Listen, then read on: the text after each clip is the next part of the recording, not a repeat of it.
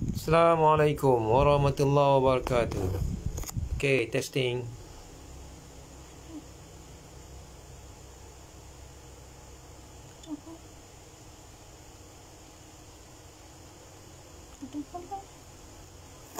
Testing.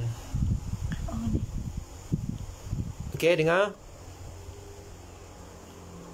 Boleh jelas suara? Bagaimana anda semua? Apa khabar? Hari ini hari Jumaat. Hari ini 13 hari bulan 12. Testing. Okay, dengar? Okay.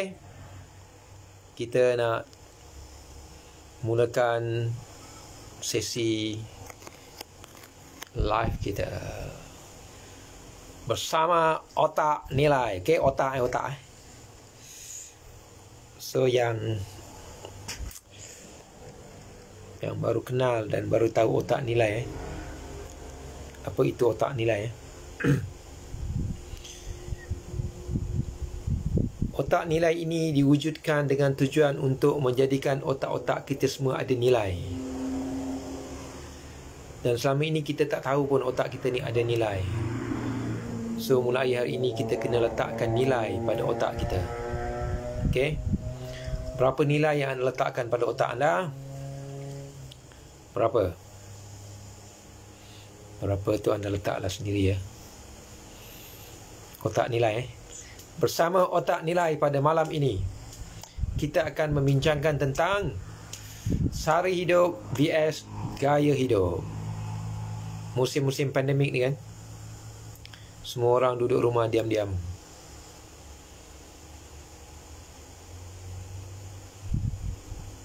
Diam-diam saja duduk rumah. Okay, itulah new norms, norma baru kehidupan kita sekarang. Okay, duduk rumah diam-diam. Pandemik.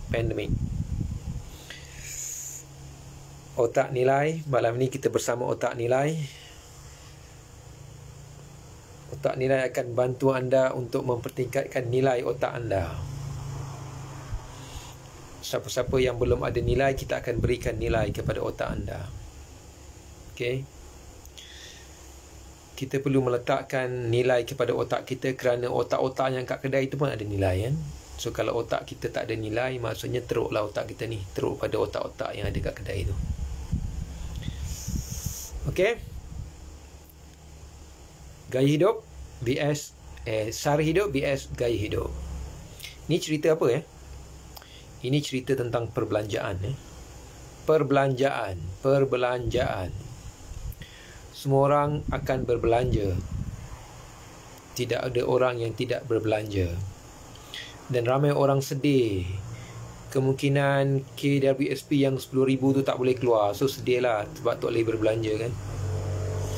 Begitu juga moratorium mungkin tak dapat dilanjutkan. So sedih juga sebab kena bayar hutang kat bank.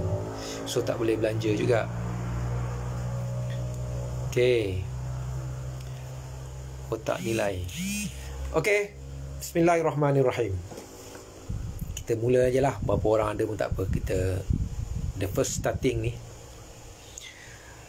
So hari ni kita nak cerita tentang sara hidup dan gaya hidup. Okay? Semua orang perlu menyara kehidupannya. Dan kita menyara kehidupan kita, memeluk keperluan kita untuk menyara kehidupan kita merujuk kepada nilai wang yang kita ada. Okay, so kita menyara kehidupan kita dengan perbelanjaan. Maksudnya kita menggunakan wang yang kita ada dan kita berbelanja untuk menyara hidup kita. Tetapi ada orang yang silap dalam menentukan perbelanjaan untuk sara hidupnya. Dia terlebih belanja. Lalu bila dia terlebih belanja, apa yang dia belanjakan itu dia tidak menjadi sara hidup, tapi sebenarnya adalah untuk memenuhi gaya hidup. Itu yang menimbulkan masalah dari sudut perbelanjaan. Okey. Sama juga macam mungkin syarikat ataupun organisasi ataupun negara. Kita berbelanja untuk sara hidup ataupun kita berbelanja untuk gaya hidup. So persoalannya adalah, tak boleh ke kita berbelanja untuk gaya hidup? Boleh, tapi kena ada caranya. Dan dia perlu digunakan, kita perlu menggunakan wang dari sumber-sumber yang lain untuk gaya hidup. Bukan wang yang ada untuk keperluan asas. So yang keperluan asas itu adalah sara hidup. Kita boleh berbelanja untuk gaya hidup tapi kena gunakan wang yang lain. Nanti saya tunjukkan bagi apa yang dimaksudkan dengan wang yang lain. Okey, boleh? Kita mula ni. Sara hidup vs gaya hidup. Okey, sara hidup ni sebenarnya apa? Sara hidup ni sebenarnya apa?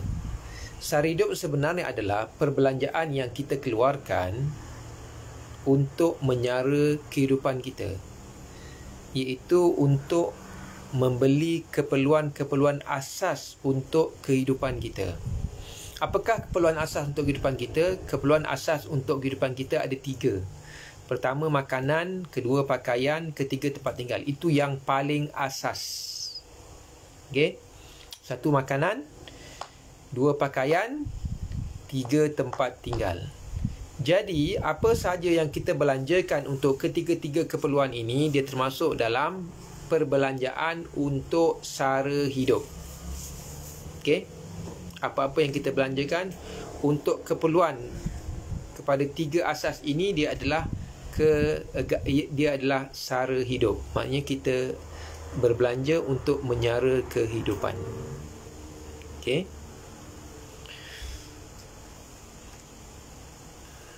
Jadi, bila kita berbelanja untuk makanan, untuk pakaian, untuk tempat tinggal, maka itu adalah keperluan asas dan itu adalah sara hidup. Okey, boleh? Jadi, setiap orang ada keperluan untuk sara hidupnya. Okey, setiap orang ada keperluan untuk sara hidupnya. Dan secara asasnya, keperluan untuk sara hidup kita adalah hampir sama.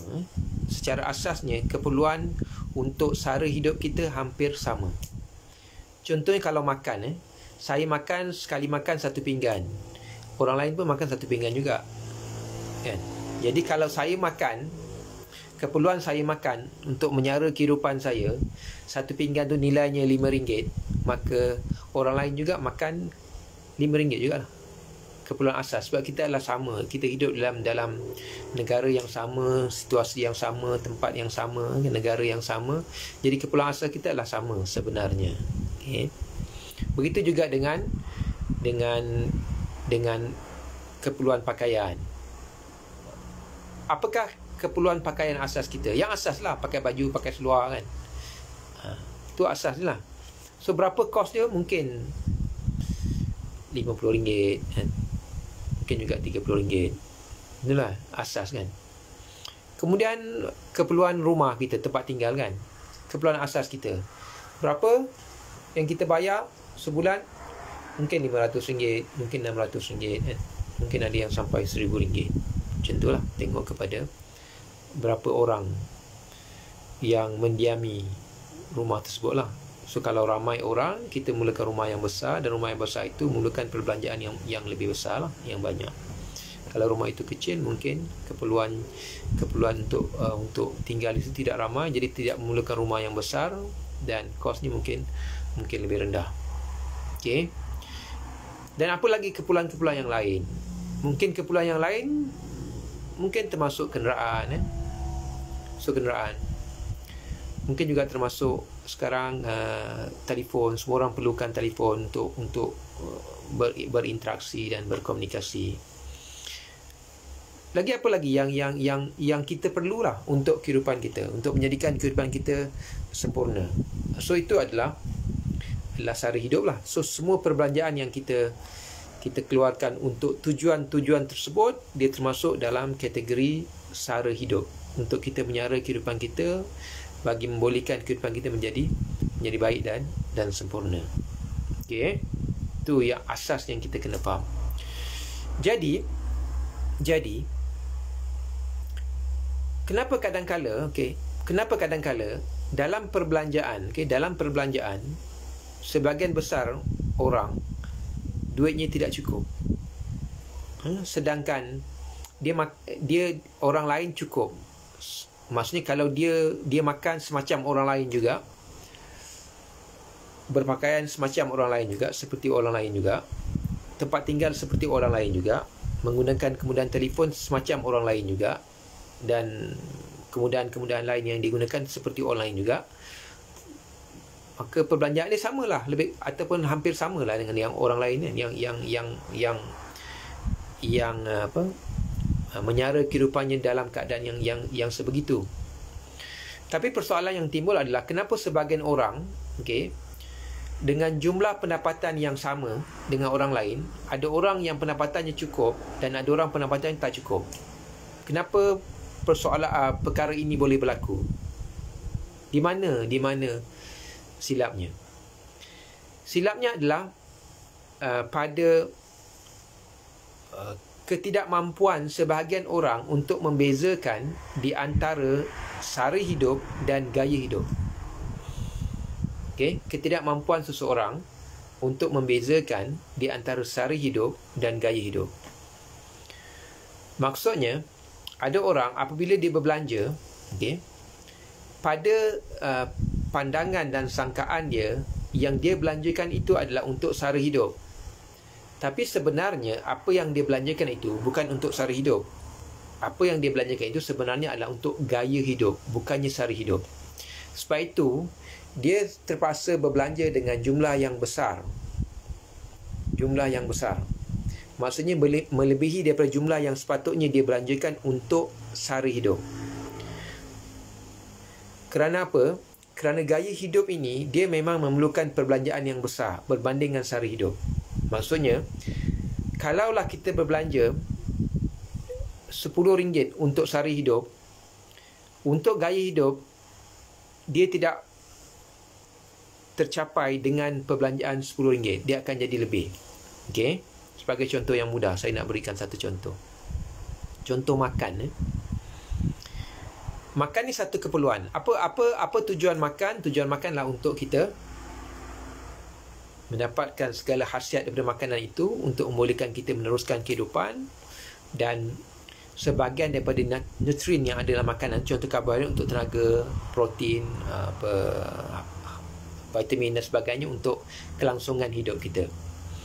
Maksudnya, berapakah kos untuk kita dapat kesemua keperluan itu? Katakanlah kosnya mungkin RM5 hingga RM10. 5 hingga RM10 contohnya. Jadi 5 hingga RM10 itu merupakan suatu jumlah perbelanjaan yang kita akan keluarkan untuk memenuhi sara hidup makan kita. 5 hingga RM10, mungkin RM6, mungkin RM7, mungkin RM8, mungkin RM10. Untuk memenuhi keperluan sara hidup kita. Tetapi ada orang dia tidak fikir begitu. Dia tidak fikir makan itu sebagai satu keperluan untuk survival, untuk meneruskan kehidupan. Dia fikir cara lain. Cara dia berfikir adalah makan ni untuk reputasi, menjaga reputasi dia lah. So, jadi dia akan pergi makan di tempat-tempat yang mahal, yang sekali makan mungkin RM50, RM100, RM70. Maksudnya satu hidangan mungkin tidak kurang daripada RM50. Tempat yang mahal lah, banyak tempat yang mahal. Kalau kita sebut nanti ada yang terasa pula kan. Mungkin syarikat tu akan marah kita pula kan. Tapi begitulah realitinya. Maksudnya, kita boleh makan sebagai memenuhi keperluan kehidupan kita, dan perbelanjaan itu menjadi sara hidup kita dengan kos mungkin RM5 hingga RM10. Tetapi ada orang yang dia berfikir makan itu bukan untuk memenuhi keperluan kehidupan, bukan untuk survival dia, tapi untuk reputasi. Maksudnya, dia tak boleh makan macam kita lah. Kita boleh makan warung bawah pokok, kan? Kita boleh makan kedai-kedai gerai-gerai tepi jalan. Kita boleh makan mungkin kedai mamak, kan? Tapi ada orang dia tak boleh. dia kena makan di tempat-tempat yang mahal, yang bagi dia standard untuk menjaga reputasi dia. Jadi apabila seseorang bertingkah laku begitu, maka perbelanjaan dia pada ketika itu bukanlah termasuk dalam kategori sara hidup. Itu dikira sebagai gaya hidup. Okey, gaya hidup. Jadi sebab itu, sebahagian orang, okey, duit dia tidak pernah cukup. Kerana apa? Kerana gaya hidup ini memang tak pernah habis. Gaya hidup memang tak pernah habis. Kalau kita berbelanja untuk sara hidup dia akan sampai had je lah. Contoh katakanlah makan.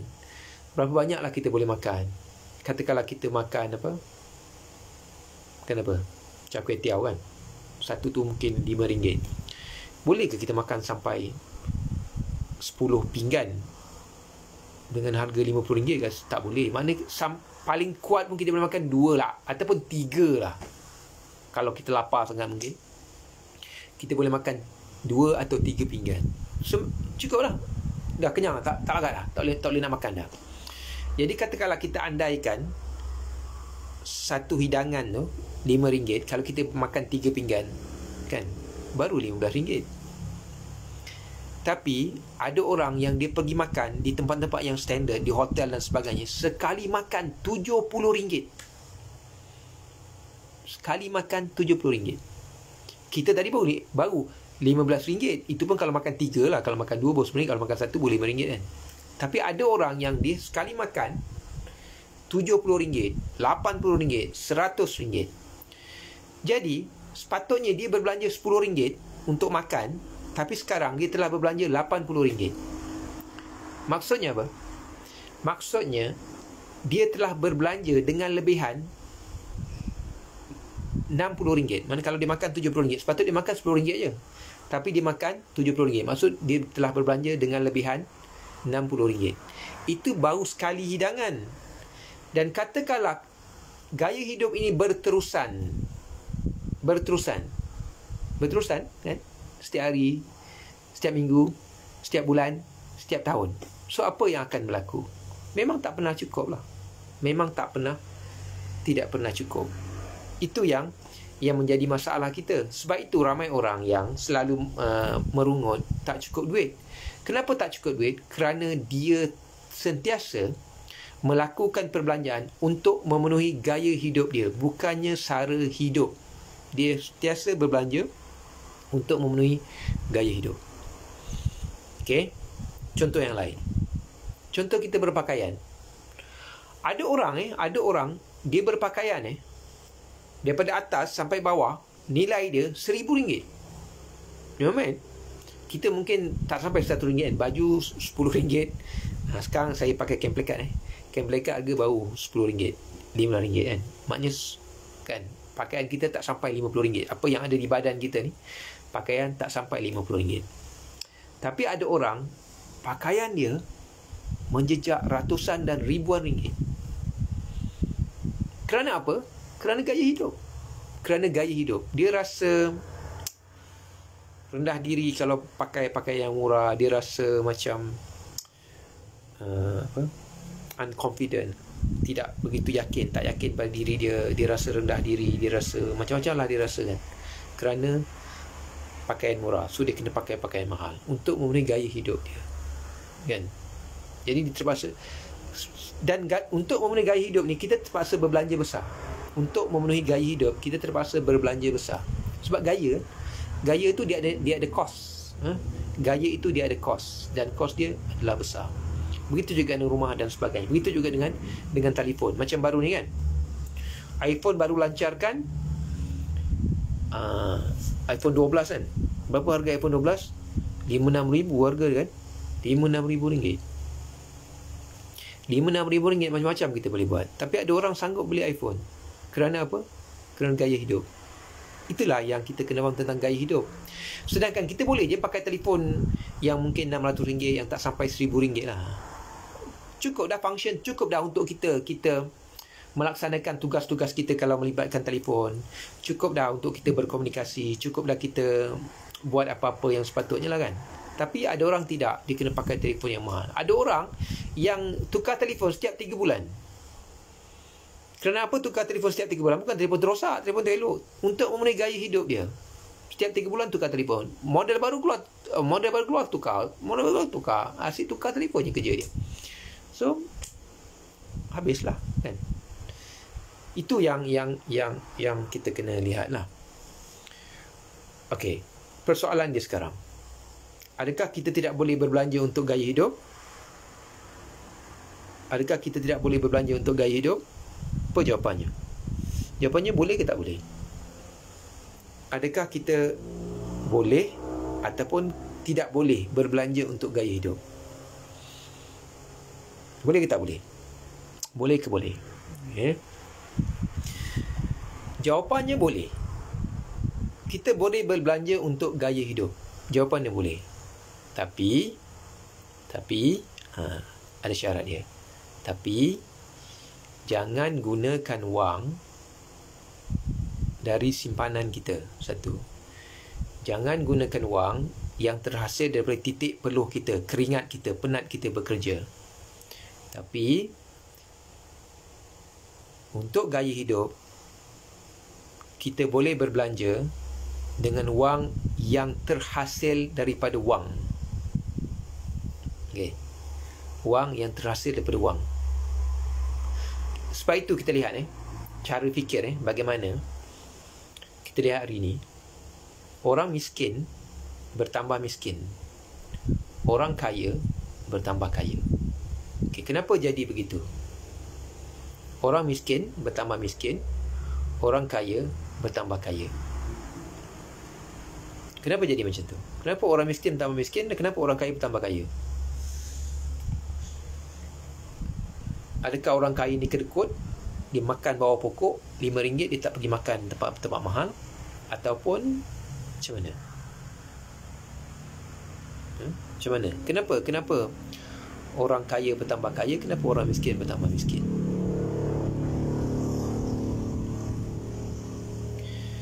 Ceritanya adalah cerita tentang, kalau kita masih ingat lah cerita-cerita zaman dulu lah cerita apa? Cerita angsa bertelur emas kan? Angsa bertelur emas. Okay, kenapa orang kaya bertambah kaya? Orang kaya bertambah kaya kerana apa? Kerana orang kaya berbelanja untuk gaya hidup dengan menggunakan wang yang terhasil daripada wang yang dia ada. Orang miskin berbelanja untuk gaya hidup dengan wang yang dia sedia ada. Itu bezanya. Bezanya orang kaya, duit yang dia ada, duit yang dia sedia ada, duit yang dia dapat, dia akan kembangkan dan laburkan. Maksudnya, dia akan beli angsa dan dia akan bela angsa tu dan dia akan menjadikan angsa itu bertelur emas. So telur itulah yang dia belanjakan tanpa menjejaskan dan merosakkan angsa itu. Adakah orang kaya tidak hidup mewah, tidak makan tempat mewah? Ya, orang kaya hidup mewah dan makan tempat mewah. Adakah orang kaya tidak membeli kereta yang mahal? Ya, dia membeli kereta yang mahal. Adakah orang kaya tidak pergi berjalan ke sana kemari? Ya, dia pergi berjalan ke sana kemari. Tapi kenapa dia bertambah kaya juga? Kalau kita nak fikirkan, tentulah dia akan jadi miskin sebab dia banyak belanja. Dia pergi jalan luar negara lah, pergi makan angin sana, pergi makan angin sini, dia beli kereta mahal-mahal lah, kemudian dia buatlah macam-macam kan.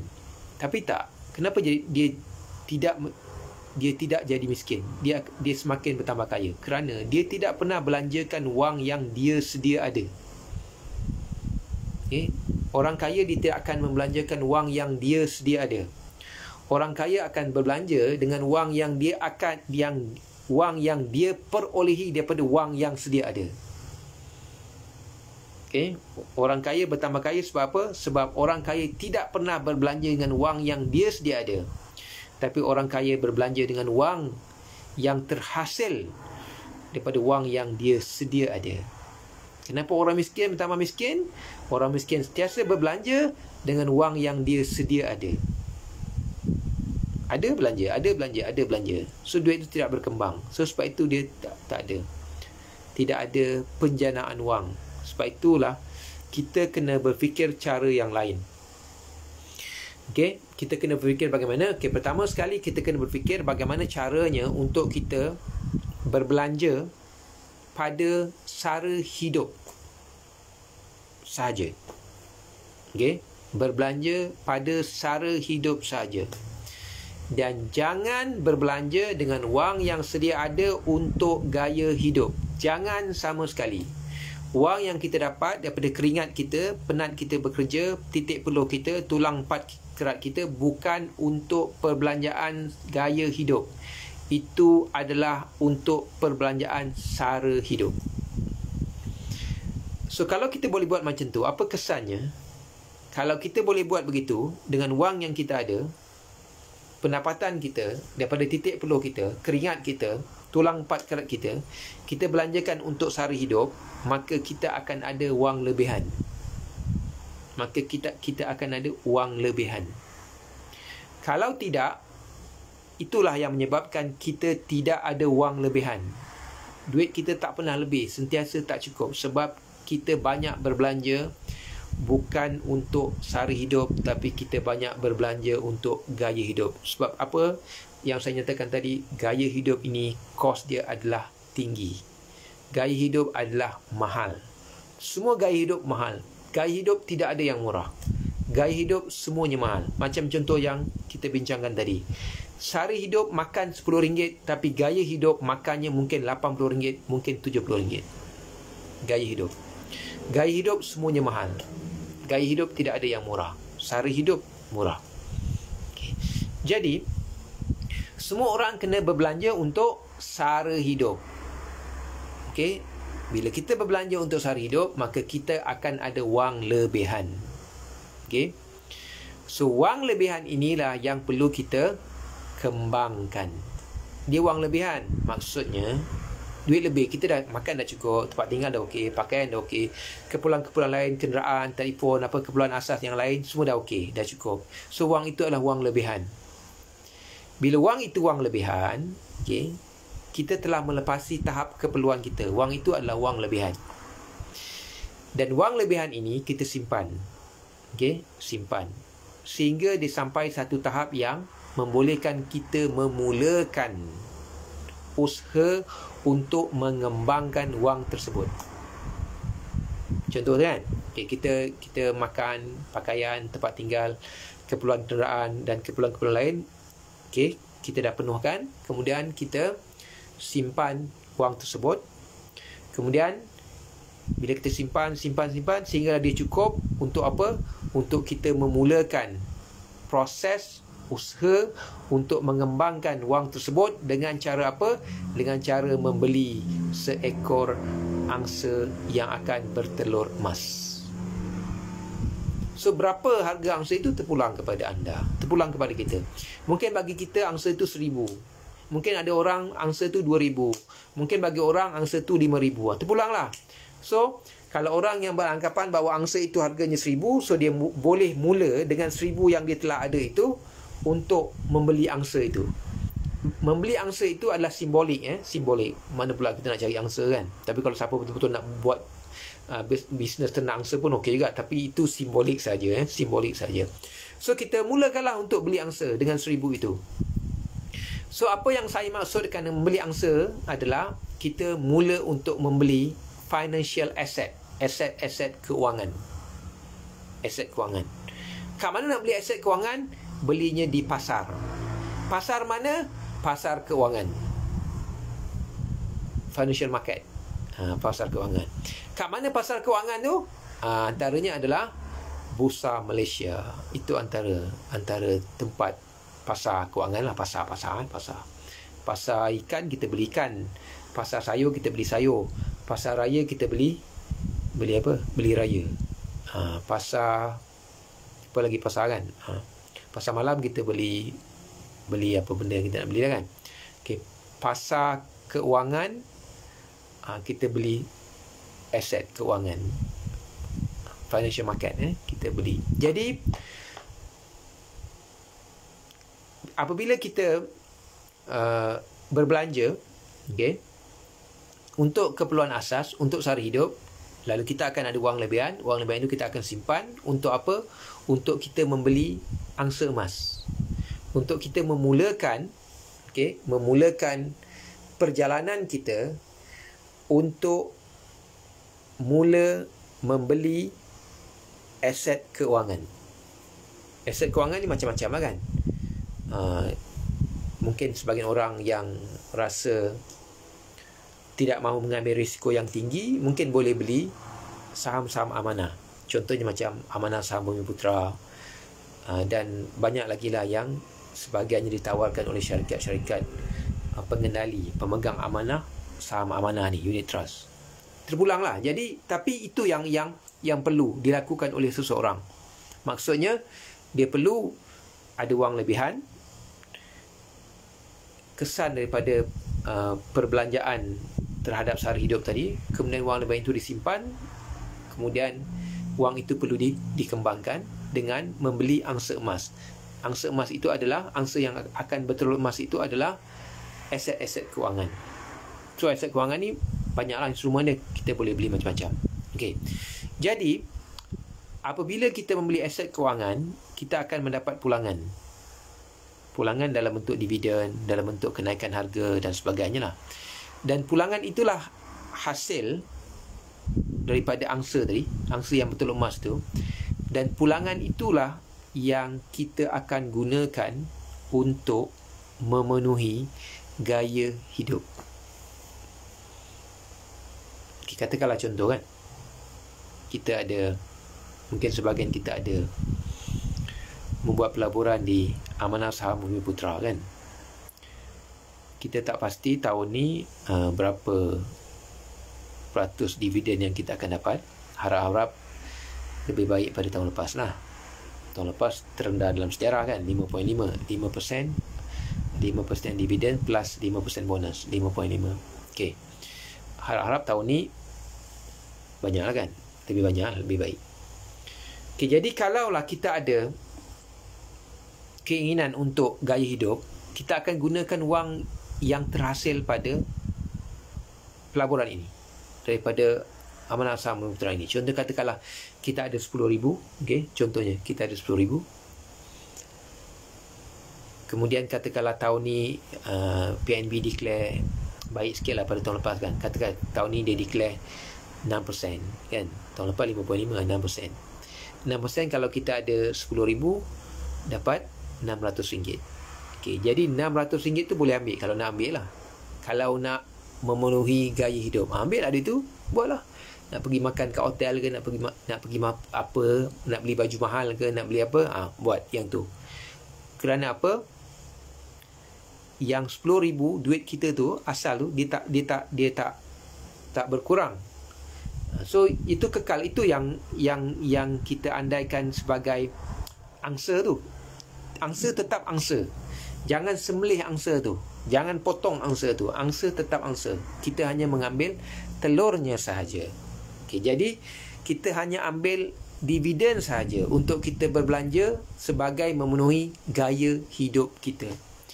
Jadi untuk itu, okey, untuk itu, kalaulah kita rasa banyak sangat gaya hidup yang kita inginkan, apa yang kita kena buat? Kita kena pertingkatkan kemahiran dan pengetahuan kita untuk boleh mengembangkan wang kita sebanyak mungkin dan secepat mungkin. Sebanyak dan secepat mungkin. Kita tidak boleh hanya bergantung kepada instrumen-instrumen yang menjanjikan atau memberikan pulangan yang rendah. Sebab gaya hidup kita macam-macam, nak beli macam-macam kan. Kena tingkatkan kemahiran dan pengetahuan kita untuk belajar bagaimana untuk mengembangkan wang yang kita ada itu dengan cepat dan dengan jumlah yang besar, supaya kita dapat memenuhi gaya hidup yang kita inginkan itu secepat mungkin. Okay? Sebab kita ni kan banyak benda kita nak kan. nak iPhone lah, nak kereta besar lah, nak rumah besar lah, nak pergi jalan sana. Sebaik sekarang dah pandemik tak boleh nak jalan. Kalau tak berjalan je kerja tak habis. Kan? Macam tu. Jadi kena ada usaha untuk mengembangkan secepat mungkin supaya kita dapat memenuhi gaya hidup kita secepat mungkin. Okey.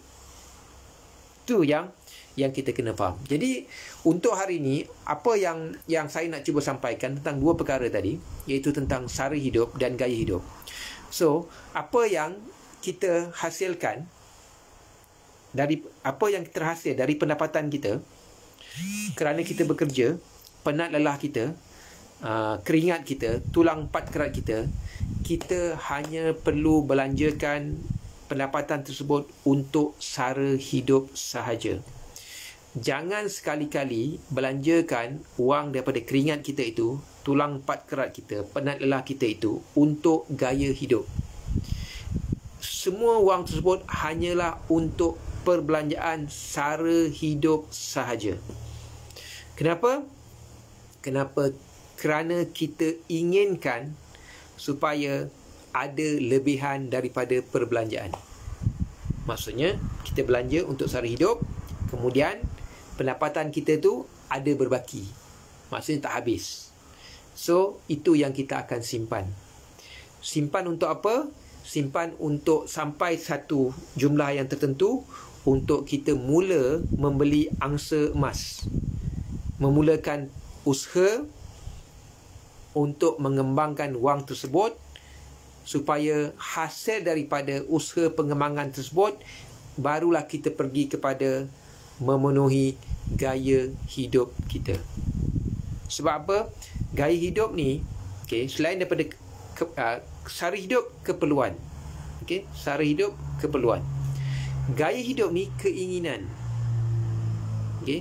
Gaya hidup keinginan. Macam makan nasi. Makan nasi macam yang kita makan sekarang, itu adalah keperluan. Tapi makan nasi di hotel yang mahal tu, itu adalah keinginan, gaya hidup. Kita nak, kan? Nak juga rasa makan di tempat yang mahal tu. Nak juga rasa. Boleh tak? Boleh. Macam mana caranya? Caranya adalah jangan gunakan wang pendapatan kita, tapi gunakan wang pendapatan untuk sara hidup, kemudian lebihan itu simpan sampai satu jumlah yang cukup. Kita buat sesuatu untuk kembangkan wang itu, kemudian hasil daripada pengembangan wang itu barulah kita gunakan untuk gaya hidup. Dan itulah sifirnya, itulah caranya kenapa orang kaya bertambah kaya. Kerana duit asal dia tidak pernah luar. Kalau dia ada 10,000, 10,000 itu tidak akan luar. Dan bila kita tengok dia belanja macam-macam, dia ambil duit mana? Dia ambil duit lebihan yang terhasil pada 10,000 tadi. Dia pergi berjalan, dia pergi makan angin, dia beli kereta baru, dia beli rumah baru, dia makan di tempat mahal. Duit tu yang digunakan, duit lebihan yang terhasil daripada wang tersebut. Itulah menyebabkan mereka bertambah kaya, walaupun mereka berbelanja lebih banyak daripada orang biasa. Kerana apa? Kerana dia tidak berbelanja dengan menggunakan wang asas dia. Dia berbelanja dengan menggunakan wang lebihannya, kerana dia tahu itu adalah gaya hidup. Maka untuk gaya hidup, kita kena berbelanja daripada wang yang terhasil daripada wang, bukan daripada wang asas. Jadi itu yang saya ingin kongsikan pada malam ni, untuk pertama kali kita bersiaran dengan Otak Nilai. So, ada apa-apa komen, ada soalan nak tanya, ada apa-apa perbincangan, boleh kita mulakan sekarang. Okey, sila.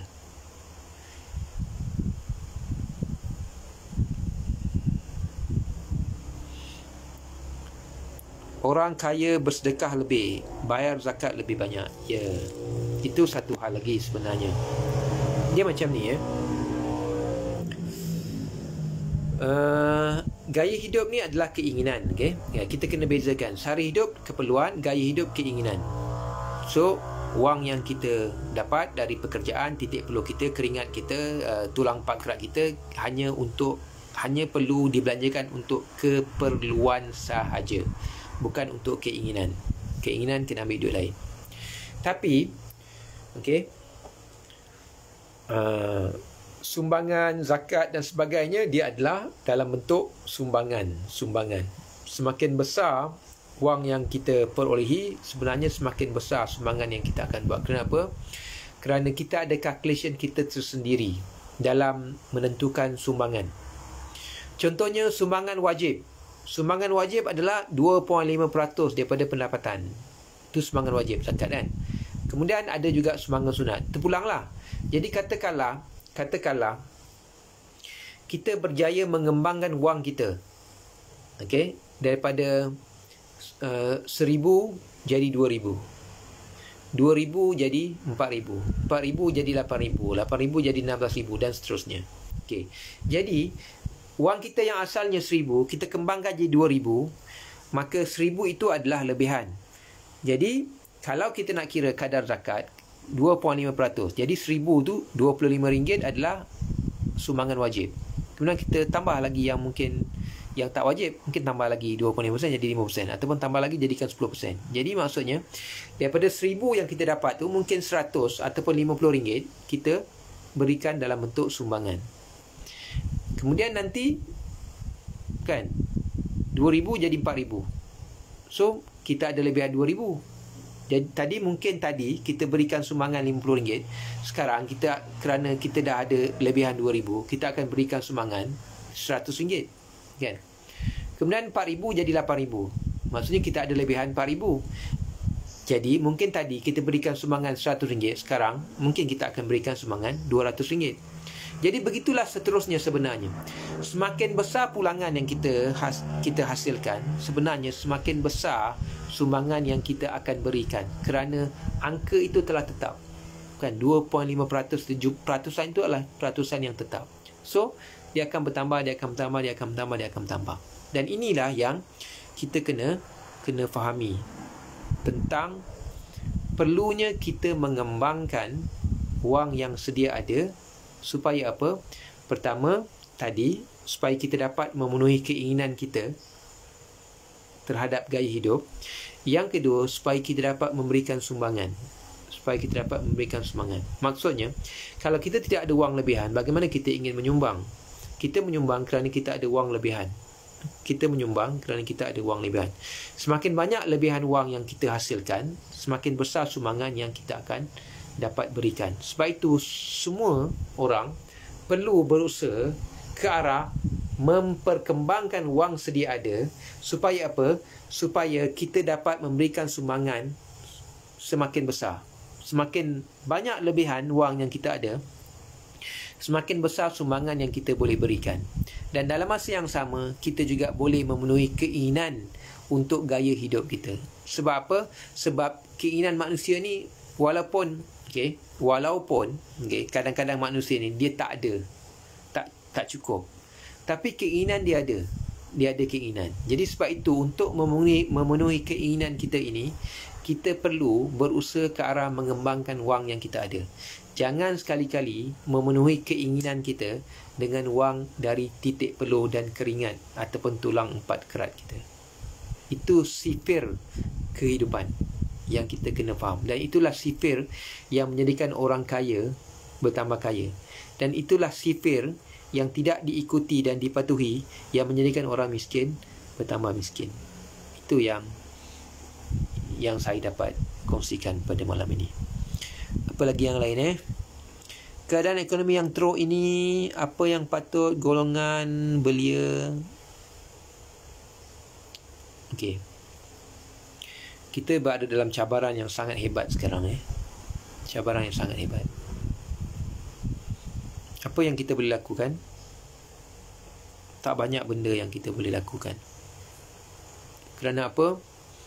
Kerana kalau kita fokus kepada masalah kewangan, bagaimana nak menyelesaikan masalah kewangan? Masalah kewangan boleh diselesaikan dengan wang. Masalah kewangan perlu diselesaikan dengan wang. Jadi, kalau kita ada masalah kewangan, kemudian dalam masa yang sama kita tak ada wang, macam mana kita nak selesaikan masalah kewangan? Itu yang timbul masalah sekarang tentang apa? Tentang simpanan KWSP tu, EPF yang tak boleh keluar tu. Jadi saya mengharapkan, okey, kalau cadangan ini diterima, dia adalah satu yang sangat bagus. Okey, kalau cadangan ini diterima, ia adalah satu yang sangat bagus. Cumanya, kalaulah benar cadangan ini dapat dilaksanakan, saya sangat-sangat mengharapkan pada semua orang, tak kira belia ke bukan belia ke, kepada semua orang, kalaulah kita dapat keluarkan wang daripada simpanan KWSP ini, tolong pastikan sebahagian daripada wang itu dapat digunakan untuk pengembangan wang. Okey, maksudnya katakanlah dapat keluar 10,000. Pastikan sekurang-kurangnya 30% daripada 10,000 itu, iaitu 3,000, dapat digunakan ke arah pengembangan wang itu sendiri. Maksudnya kena alihkan 30% sekurang-kurangnya ke arah pengembangan wang. Contohnya masuklah ASP ke, masuk unit trust ke, ataupun belajar, belajar dan mula melabur di bursa. Tapi kena belajarlah, jangan main hantam je. Main hantam dia habis duit ni payah pula. Kena macam tu. Sekurang-kurangnya 30% perlu dialihkan kepada sumber-sumber ataupun kepada aktiviti-aktiviti ataupun kepada instrumen yang boleh mengembangkan wang itu. Kerana kita tak tahu sebenarnya pandemik ini berapa lama lagi. Kita tak dapat pastikan. Dan sebahagian jangkaan dan ramalan menyatakan mungkin boleh sampai ke 2025. Mungkin boleh sampai ke 2025. Jadi kena fikirlah macam mana. Kemudian para belia, orang muda ni apa kelebihan dia? Kita ni manusia ada tiga perkara. Tiga perkara. Satu fizikal luaran ni. Dua minda. Tiga emosi. Tiga. Fizikal, badan, luar ni. Lepas tu fikiran, minda, kemudian emosi. Orang muda berbanding orang tua, orang muda menang. Orang muda berbanding orang tua, orang muda menang 2-1. Maksudnya apa? Orang muda menang pada fizikal dan pada minda, pada fikiran. Maksudnya, orang muda masih kuat fizikal dia. Maksudnya, kalau orang muda yang sekarang umurnya mungkin 25 tahun, dibandingkan dengan saya, umur saya 50 tahun, kalau kita lumba lari, memang saya akan kalah. Maksudnya, fizikal orang muda masih kuat, masih tegap. Berbanding dengan orang tua macam saya lah. Begitu juga dari segi minda. Dari segi minda. Orang muda, dia akan cepat belajar berbanding orang tua. Orang muda lebih kuat ingatan berbanding orang muda lebih kuat ingatan berbanding orang tua. Orang muda lebih cepat faham apa yang dia belajar berbanding orang tua. Sebab itu kita biasa dengar orang cakap ingat lupa. Dan lawan daripada ingat lupa adalah lupa ingat. Jadi ingat lupa ni adalah orang muda. Orang tua macam saya lupa ingat. Apa maksudnya? Orang muda ingat lupa. Orang muda ni banyak yang dia ingat berbanding apa yang dia lupa. Orang tua macam saya lupa ingat. Banyak yang saya lupa berbanding apa yang saya ingat. Kalau kita pecahkan dalam bentuk peratusan, orang muda ni apa yang dia ingat 70%, 30% je dia tak ingat, dia lupa. Tapi orang tua macam saya 70% saya tak ingat, 30% je saya ingat. Sebab itu orang tua dia lupa ingat. Orang muda dia ingat lupa.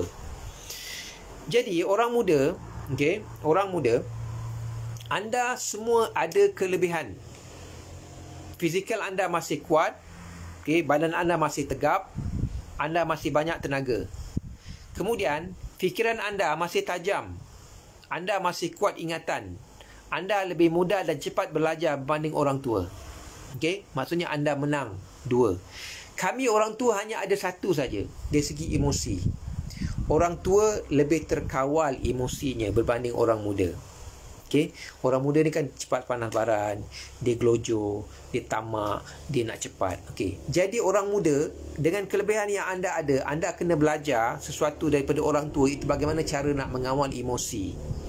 Okay? Supaya anda lebih tenang, anda lebih rileks, tidak kelang kabut, tidak gelojoh, tidak tamak. Okay?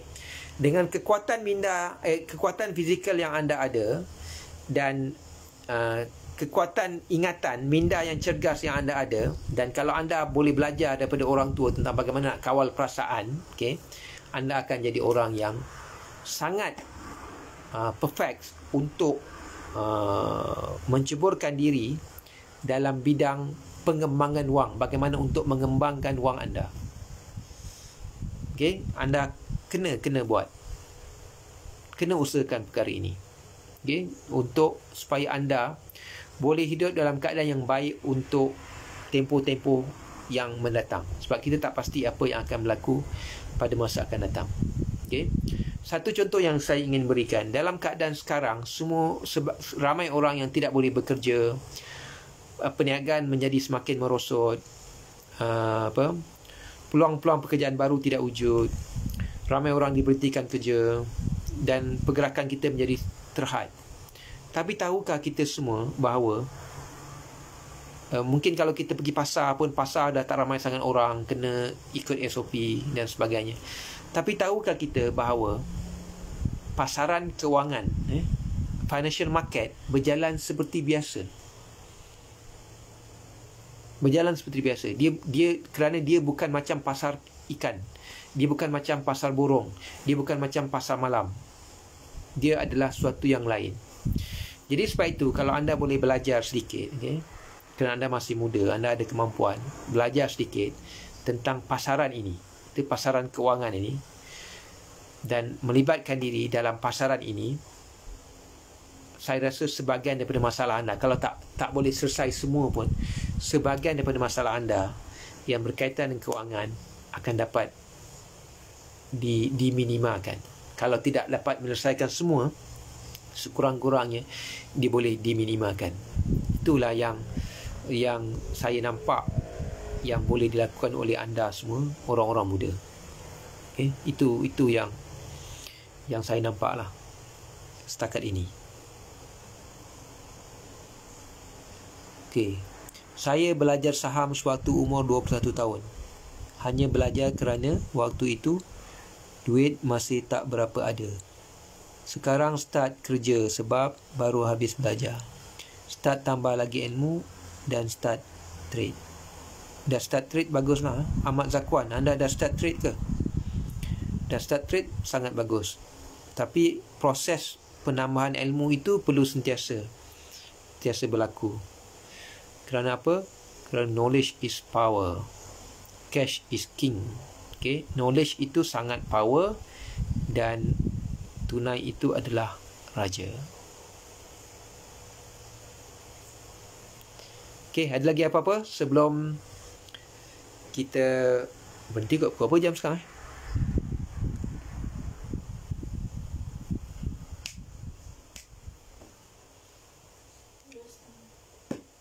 Okey.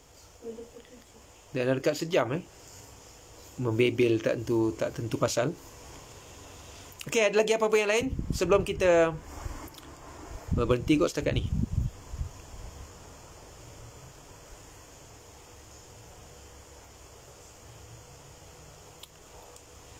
Kita di otak nilai ni sebenarnya kita fokus pada mempertingkatkan nilai otak kita melalui apa?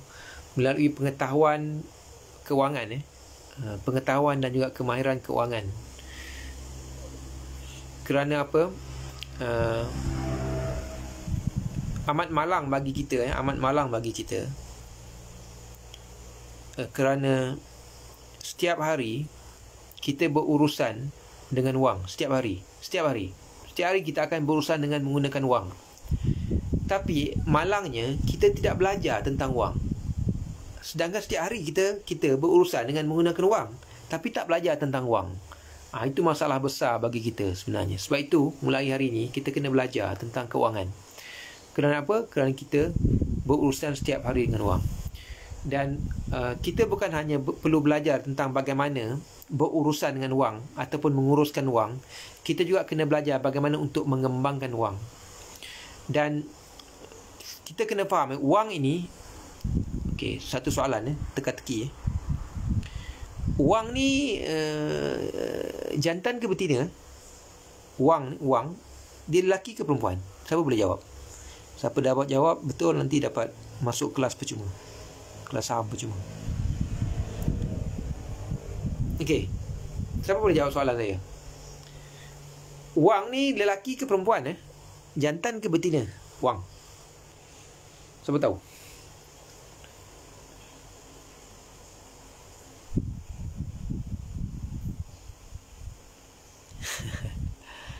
Perempuan Oh, Jabah jawab perempuan. Mana awak tahu perempuan, Jabah? Awak dah tengok jantina dia? Ahmad Zakuan pun jawab perempuan juga. Mana awak tahu wang ni perempuan?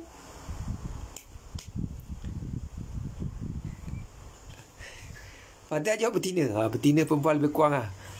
Tino wang. Sama je. Mana awak tahu wang ni perempuan atau wang ni betina? Ke main teka-teka?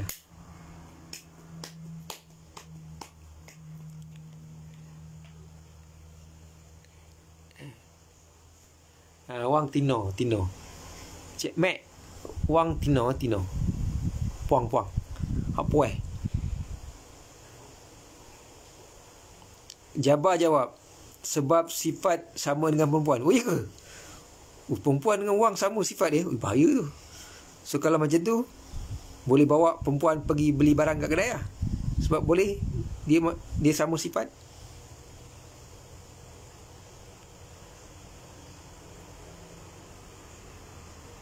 Mudah sangat tubik je. So perempuan pun senang keluar juga Wang senang keluar, perempuan pun senang keluar. Ya betul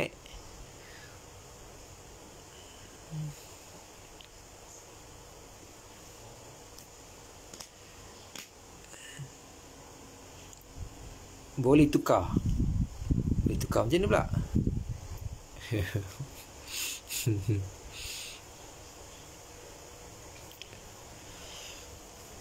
Okey. Betul lah yang jawab wang ni perempuan atau betina Wang memang wang adalah perempuan ataupun betina. Okey, betul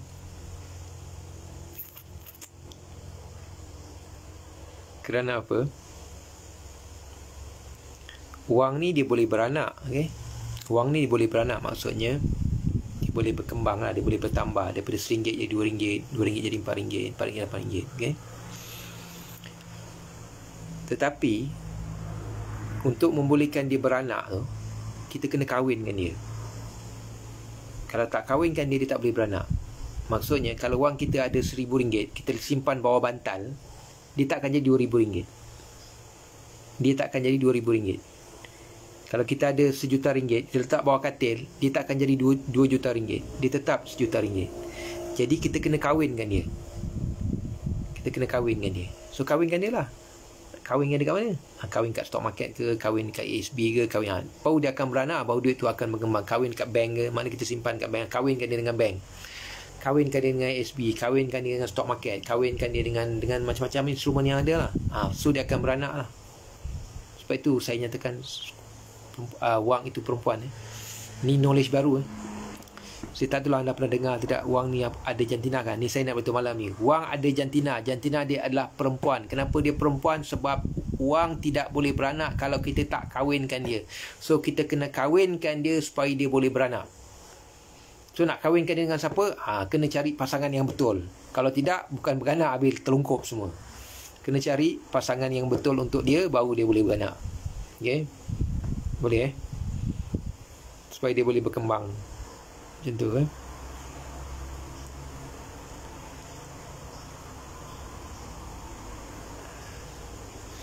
Duduk sekejap di dalam beg. Jangan simpan dalam beg. Simpan dalam beg. Okey. Tak payah ada beg. Kalau siapa suka simpan dalam beg, lepas tu duit tu cepat habis, jangan ada beg. Tak payah pakai beg. simpan beg tu. Simpan duit kat bank. Susah kan nak pergi keluar. So tersimpanlah duit tu.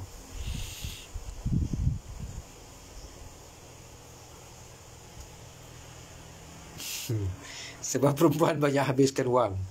Tidak, lelaki pun banyak habiskan wang juga. Sama je. Kita ni sama je sebenarnya. Kita adalah sama. Tapi apa yang membezakan kita adalah cara fikir kita. Bila berbeza cara fikir, berbezalah cara dia bertindak. Sama je lelaki perempuan. Dua-dua suka perhabis duit. Dia cumanya perhabis tu kod lain lah. Perhabis tu kod lain. Maknanya perempuan dia suka habiskan duit mungkin dekat apa? Make up ke, pakaian dan sebagainya. Lelaki suka habis kat lain pula. Kalau ada kereta sport rim lah itu lah. Dia sama je. Cerita dia adalah cerita yang sama. Iaitu menghabiskan wang untuk gaya hidup. Tapi perbelanjaan tu jadi berbeza lah. Sebab itu kita kena ada cara fikir yang betul supaya kita bertindak dengan cara yang betul. Okay? Sama je. Kita sama je. Lelaki pun sama je. Duduk suka habiskan duit. Entah apa benda beli pun tak tahu kan. Berapa ramai orang dia beli tak tahu apa benda dia beli. Itu duit dah tak ada.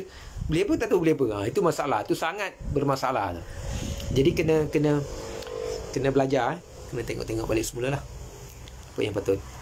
Ni apa lagi komen yang ada ni. Dan nak habis banyak lah komen.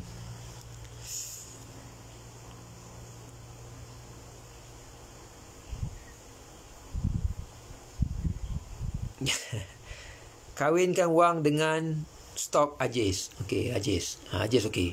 Ajis naik ke Lam? Kau betul Lam? Ajis belum naik lagi sebab trend dia tak ada lagi.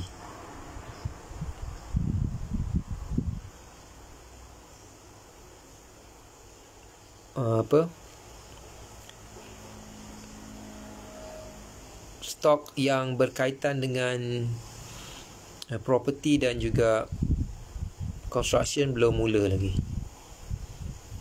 Dia bukan dalam trend Sebab tu kena ikut trend.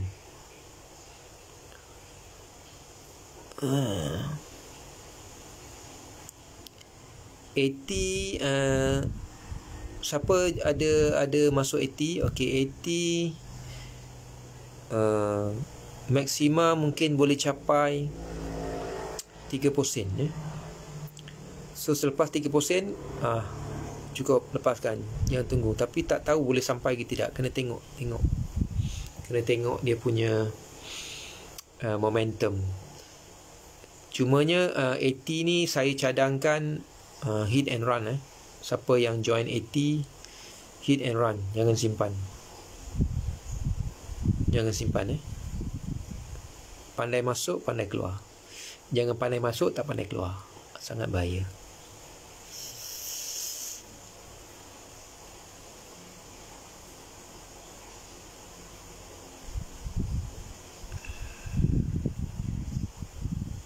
Okey. Kita boleh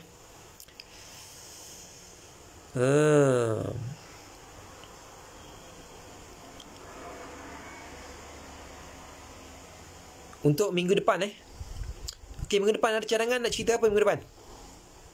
Boleh saya prepare sikit? Kau tanya saya mengapu Tuan Tuara.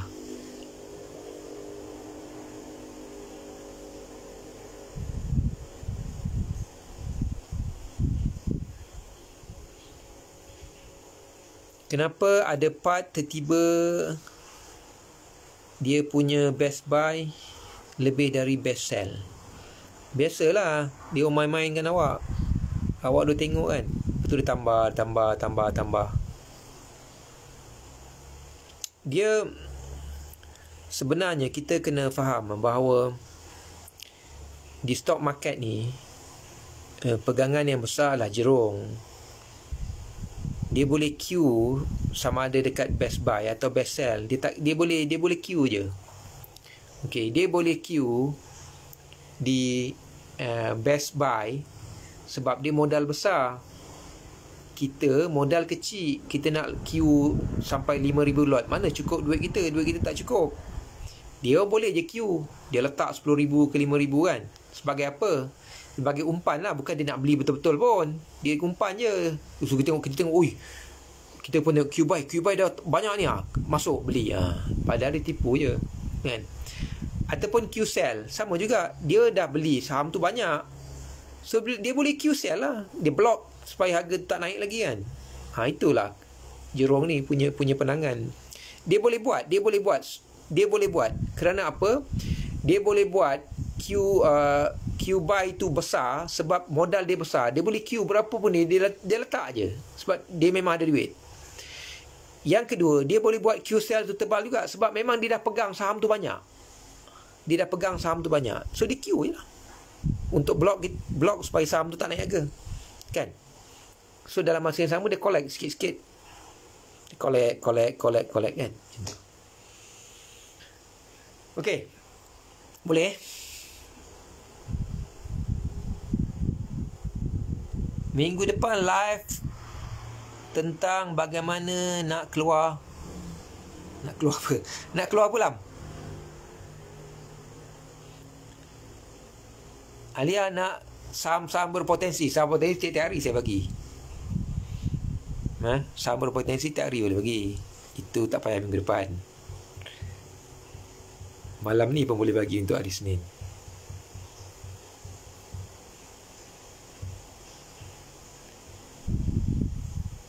Bagaimana nak keluar? Nak keluar ni senang je. Nak keluar ni senang je. Cara paling senang untuk keluar adalah, okey, letak target.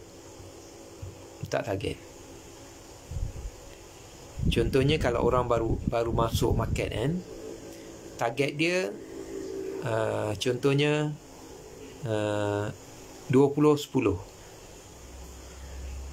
20% untung keluar, 10% loss keluar. Senang je, simple regulation. Okay, orang yang baru masuk market, newbie, untuk orang baru masuk market ni, betul lah, masalah dia paling besar lah masalah untuk keluar. Jenis masuk tak reti nak keluar. Masuk, lepas tu saham tu naik. Naik lah. Naik. Boleh naik lagi ni.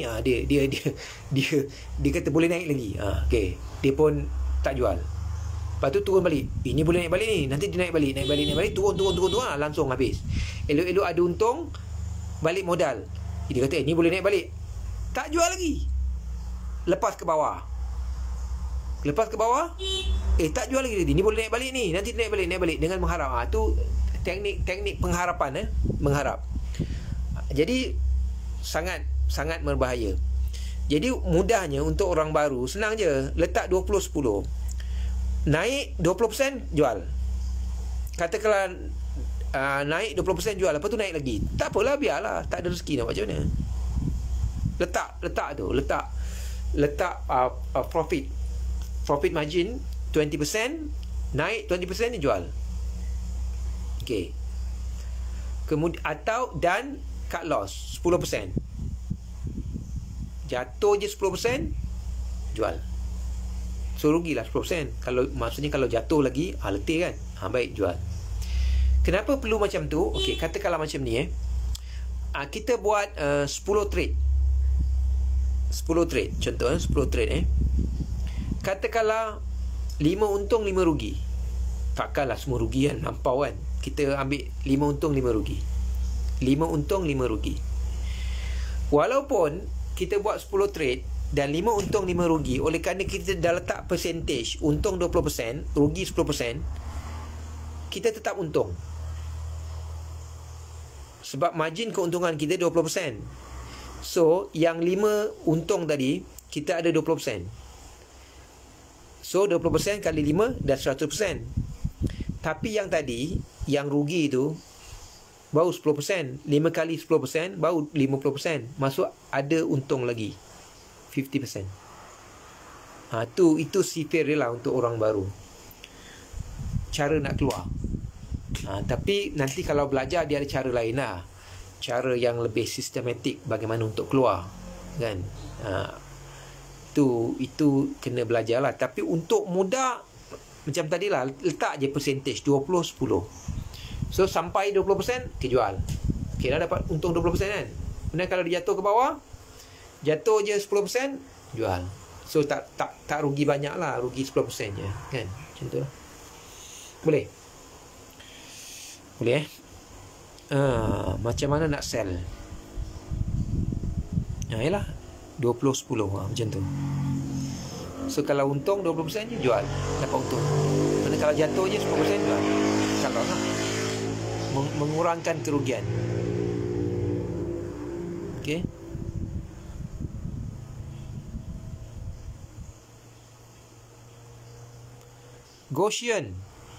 Goshen tadi jatuh, tapi saya tak tengok chart dia sebab saya tak masuk Goshen ni. Saya dah masuk hari tu.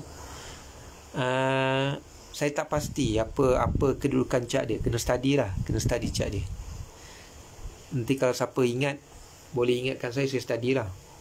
Kalau siapa tak ingat dia, saya tak study, saya biar je lah, sebab saya tak ada beli kan. Saya tak beli Goshen. Tapi Catalyst adalah, sebab Goshen ni dia adalah, dia apa? Personal product ke consumer? Apa benda lah. Dia barang-barang ni lah, barang-barang apa, goods and apa benda kan. Consumer product lah, consumer product. Jadi musim-musim PKP ni consumer product boleh difikirkan lah. Boleh difikirkan.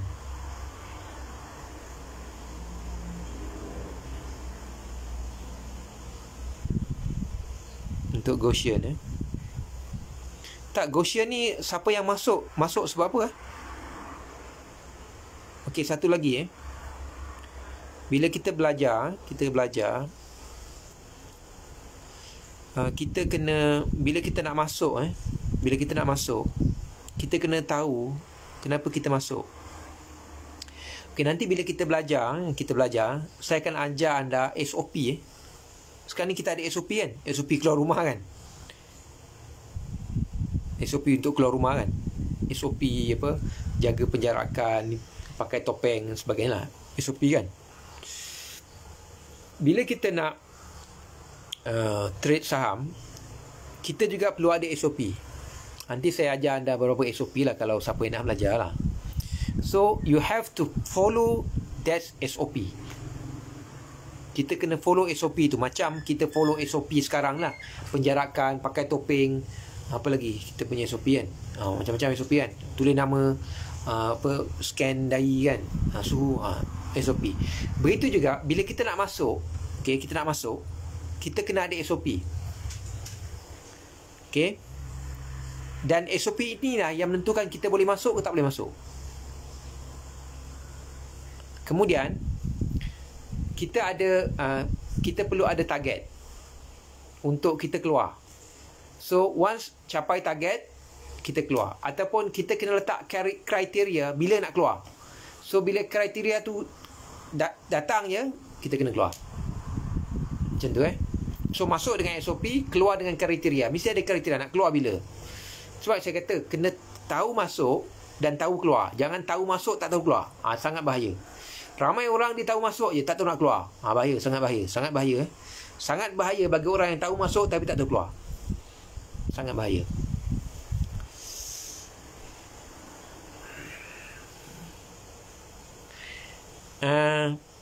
SOP ni kalau anda ada dan follow, dia sangat membantu. Sebab macam ni bila kita berdagang saham ni, dia bukan siapa yang banyak trade dia terror, tak, bukan tu. Orang yang terror adalah berapa banyak dia profit. Tu yang terror lah. Dan dia konsisten. So masuk 10 kan, profit 8, profit 7, terror tu. Walaupun orang lain masuk 20, 30 kan, dia tak, dia percentage of winning tu high. The percentage of winning really high. Bukan banyaknya trade. Sebab itu kan kadang-kadang yang saya kata duduk luar kan, duduk luar, duduk tepi tengok je. Maksudnya hari tu tak masuk, duduk luar tengok je. So jangan ingat, Tengok aku terror mbak, merah apa aku masuk. Jangan jadi pandai sangat. Waktu merah tu, waktu duduk luar dan tengok je.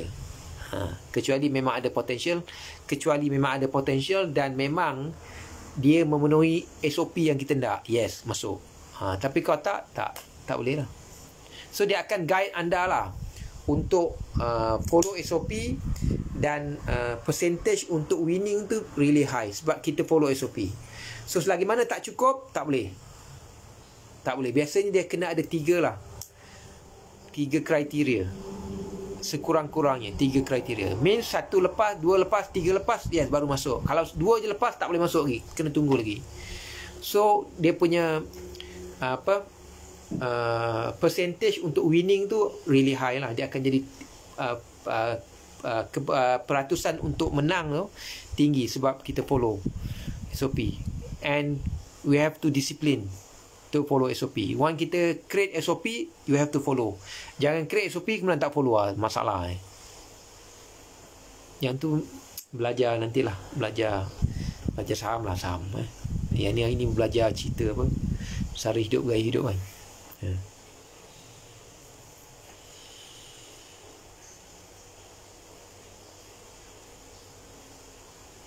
Masuk 10. Apa ni Jabbar? Masuk 10 sisi sen 50 sen. Macam mana? Masuk 10 sen jual 50 sen. Wah, terror kau. Berapa persen tu?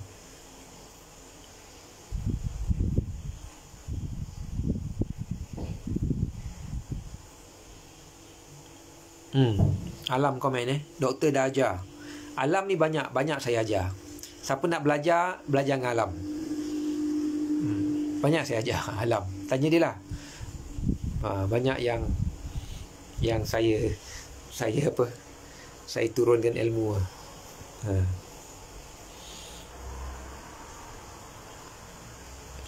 Dia macam tu lah. Hidup kita ni kena follow SOP. Kita ni kenal SOP sekarang je sebab pandemik kan, COVID kan. Sebenarnya dalam semua perkara kena ada SOP. Dalam semua perkara kita kena follow lah SOP tu dan kriteria tu, okay? Supaya kita disiplin. Ni Alia ni dah start dah.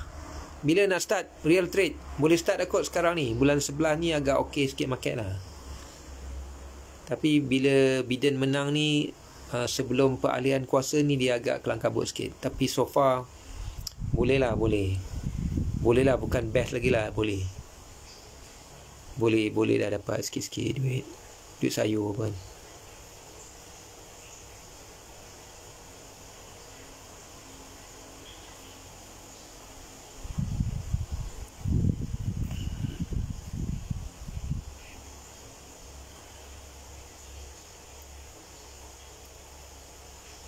Okey, boleh dah kot. Malam ni tidur lah. Besok pun market tak ada kan. Boleh inilah, boleh belajar.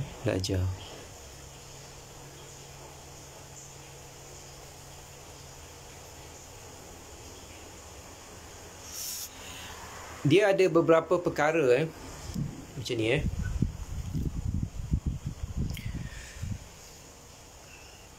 anda kena, pertama sekali, siapa yang rasa berminat untuk menceburkan diri di stock market pertama sekali anda kena kenal pasti diri anda. Anda nak jadi orang apa sebenarnya. So secara mudahnya saya boleh kategorikan kepada 3 lah, kepada 2 untuk peringkat ni kan. 2, sama ada anda ni orang yang banyak masa atau orang yang tak ada masa. Orang yang banyak masa maksudnya anda boleh menghadap platform tu daripada 9 pagi berhenti 12.30, masuk balik 2.30, habis pukul 5. Anda boleh hadap, so anda ada masa.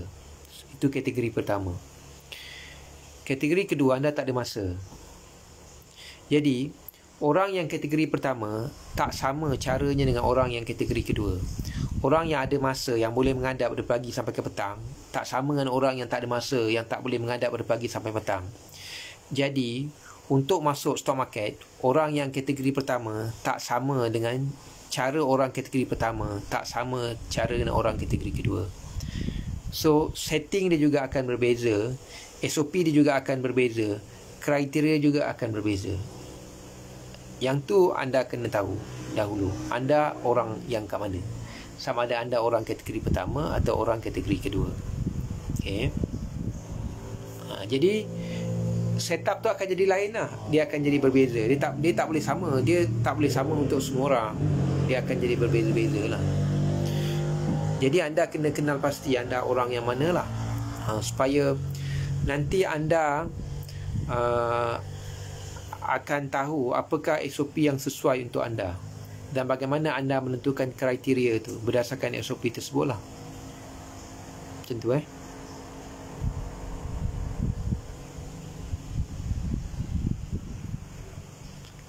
Saham minyak kemarin macam nak naik tapi tak jadi. Kemarin hari Rabu nak naik tapi tak jadi. Tunggu harga minyak naik. Dia naik lah. Kalau tak ada, tak naik. Dia okey. Nanti satu benda lagi yang saya nak tunjukkan kalau siapa minat nak belajar saham iaitu leading and laggard. Leading and laggard. Maksudnya kita kena tengok apakah counter-counter yang leading. Maksudnya dia mengetuai. Dan mana-mana counter-counter yang laggard dia mengikuti. Okay, maksudnya adalah tengok bila counter-counter yang lead start naik, okay, kita kena tahu apa yang laggard. Mana counter-counter lain yang akan follow dia. Tu juga kena tahulah leading and laggard tu. So ada beberapa counter yang termasuk dalam kategori leading counter dan ada counter-counter yang termasuk dalam kategori laggard counter. Jadi maksudnya once leading dah gerak, okey, dia dah gerak dah, kita tak boleh nak ikut dah, dia dah mencanak kan. Ataupun biasanya counter leading ni di counter mahal. Okey, jadi tunggu laggard mana yang nak follow. Kita masuk yang kat laggard tu. Itu satu cara jugalah kan. Tapi kena tahulah siapa leading, siapa laggard, macam tu lah kan. Tu nanti boleh belajar.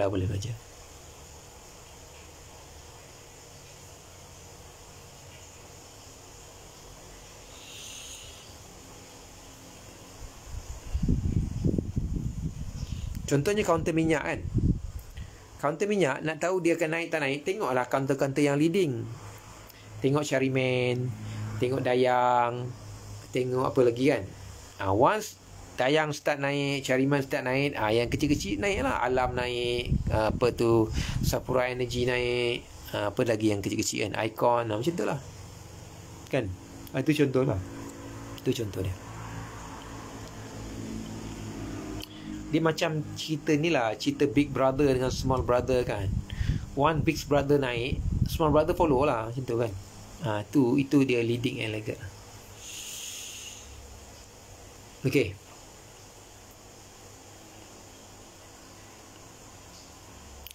Bila kita nak start untuk kelas saham? Buat online boleh kot.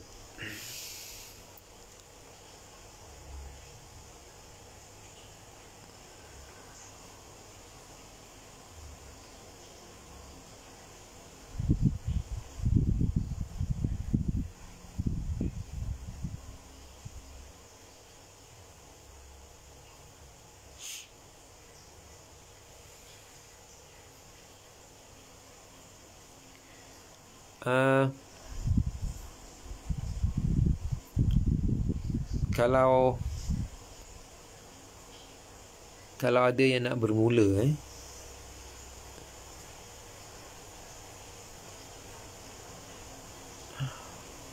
bolehlah mula dengan berapa pun kan. Tapi kalau ada 1,000 bagus juga. Kalau tak ada 1,500 lah.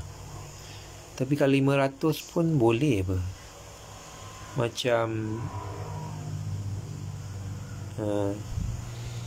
contohnya siapa ada 400 setengah kan. Siapa ada 400 setengah, ini bukan buy call, ini just dah beritahu dia boleh beli V Solar 4 sen setengah, 100 slot RM450. Siapa nak masuk V Solar boleh masuk lah. Saya dah masuk lah, tapi saya masukkan 4 sen. Boleh pegang lah, boleh pegang kan. Maksudnya kena tengok lah berapa yang kita ada kan. Katakanlah kalau kita mula 500, bolehlah cari saham yang 5 sen kan. Naik sikit boleh jual lah kan. Kalau 500 naik 1 sen jadi 600, ada RM100, 20% tu. Tinggilah. Boleh mulalah dengan apa yang ada kan. Alia tu ada berapa? RM400. Alia ada RM400. Itu Alia ada berapa cakap saya? RM500. Boleh mulalah, boleh mula.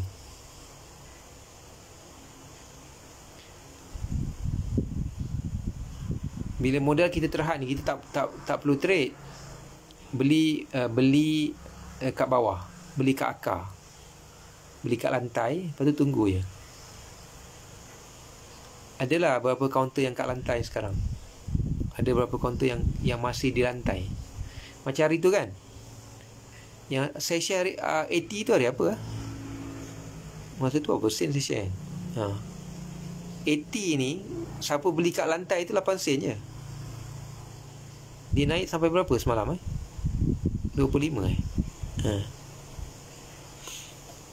Adalah saham-saham yang masih boleh beli di lantai lah. Kalau modal terhad kan, boleh cubalah, boleh cuba. Kena tengok kat mana lantai dia.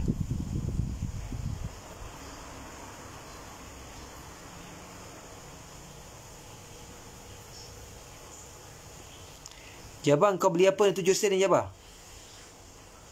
Jabang, kau beli apa 7 sen ni?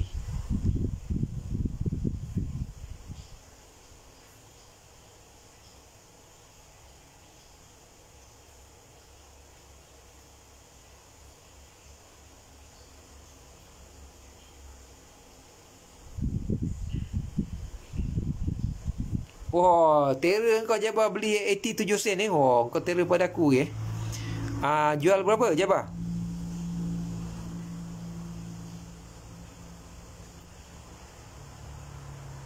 Ke tak jual lagi?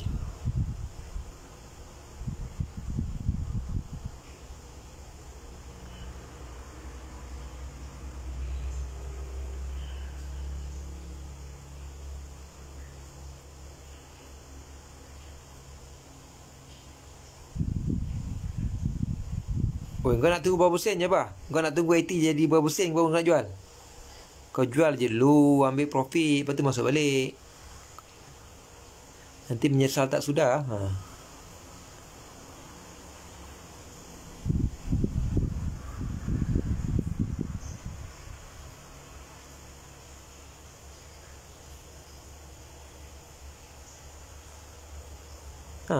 Berapa? 23 sen tak lepas. Tadi berapa tadi? Tadi 25 sen dah, 24. Lepas sajalah.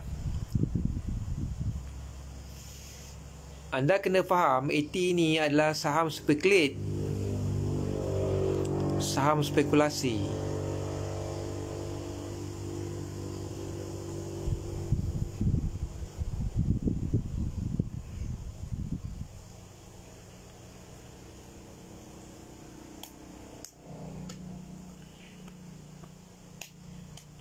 Dia macam ni saham ni secara mudahnya macam ni. Cara mudahnya adalah sesuatu yang sangat susah untuk kita beli di bawah betul-betul bawah, dan adalah sangat susah untuk kita dapat jual betul-betul ke atas. Macam tu. Siapa boleh tu memang dia boleh jadi ahli nujum Jadi memadailah kalau kita dapat beli harga bawah, Mana bukan bawah betul lah, mana masih bawah lah. Okay. Dan jual di atas. Itu saja. Profit. Cukup. Sebab apa kita kena faham, counter ada 700 lebih yang syariah. Apa kita nak risau? Relax lah. Kita jual ni, kita beli-beli yang ni pula. Tak ada masalah. Non-issue. Dan don't fall in love with stock. Jangan jatuh cinta dengan stock. Kan? Pegang tak nak lepas. Kenapa pegang tak nak lepas? Dia ada juga stok yang kita boleh pegang tak nak lepas dan kita boleh jatuh cinta. Tapi itu investment lah. Dia ada cara lain pula. Dia ada calculation, banyak calculation lah. Macam tu lah. Tu untuk saham lah kan. Okey, boleh cukup lah kot. Malam ni dahaga pula.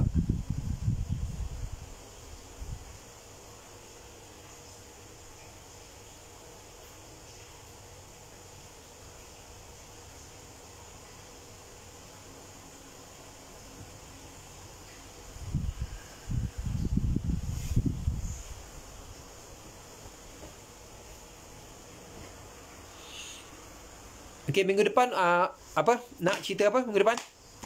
Saya boleh prepare sikit. Yang ni apa? Malam ni tak prepare pun. Duk fikir lepas semayang tadi. Sebelum semayang maghrib ni. Benda nak boleh lah buat tajuk Sari Hidup Gaya Hidup.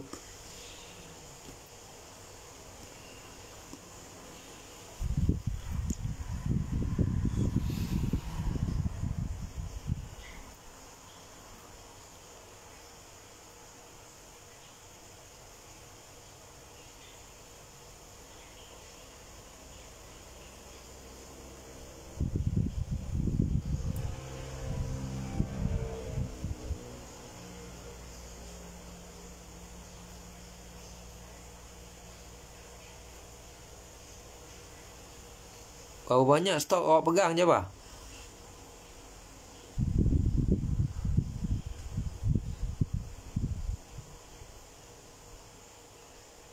Halia nak tahu tentang instrumen kewangan minggu depan. Instrumen kewangan ni banyak dan sebagainya tak berkaitan dengan kita pun.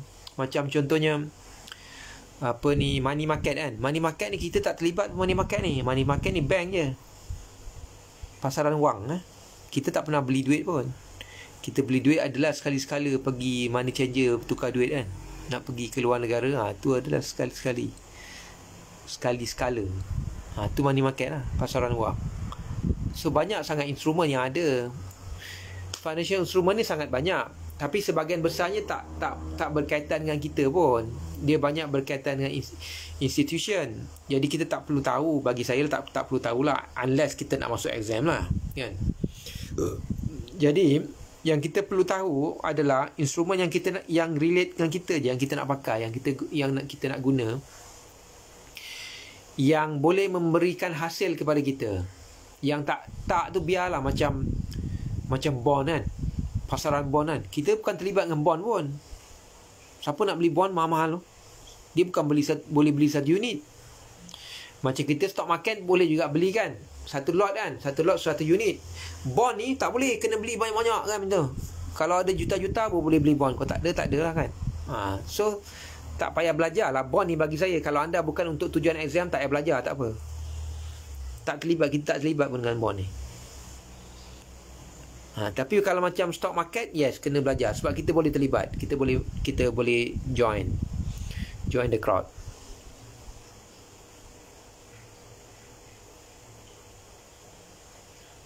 Alam nak tajuk belia jutawan. Boleh belia jutawan.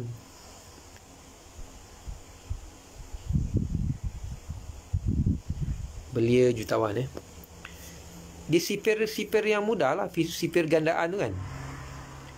1,000, 2,000, 4,000, 8,000, 16,000, 32,000, 64,000, 128,000 dan seterusnya lah. Tu sipir dia, sipir gandaan tu. Sebab kita punya rules of 72 tu kan, peraturan 72 tu, yang tu lah.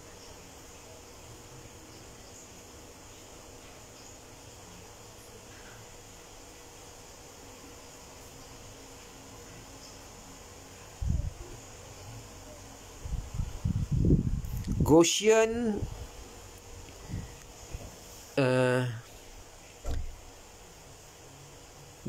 Gaussian ni saya tak pasti. Tapi KGR ni saya rasa dia dah lepas pada trend dia. Dia dah melepasi trend lah. Trend dia dah lepas dah lama dah hari tu kan. Sekarang ni dia main dekat 78 macam tu. Lepas tu naik sikit 9, betul turun balik kan. Dia dah tak naik macam dulu sampai ke berapa 14 13 kan KGR. Dia satu lagi kena tengok lah. Maksudnya Jurong masih ada ke tak ada dalam.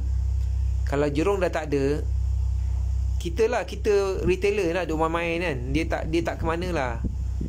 Dia naik, dia turun, naik sikit, dia turun balik kan. Dia tak ada pihak yang akan push dia untuk naik gila-gila kan. Macam tu lah.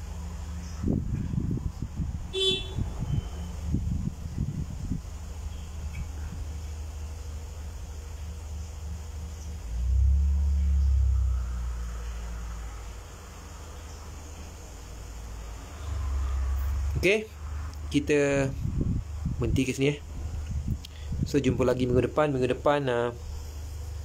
Tengoklah apa yang saya rasa nak share. Nanti saya share lah minggu depan Tapi kita akan start dengan apa dah nak masuk ke stock market. Boleh ke masuk stock market sikit? Boleh lah, macam Alia cadang tu, instrumen. Boleh masuk instrumen lah, instrumen pelaburan. Tapi yang relate je lah, saya tak sentuh semua lah. Yang relate kita stock market, unit trust, ASB dan lain-lain lah. Property kan. Cuma property ni kena lebih berhati-hati lah sebab dia benda besar.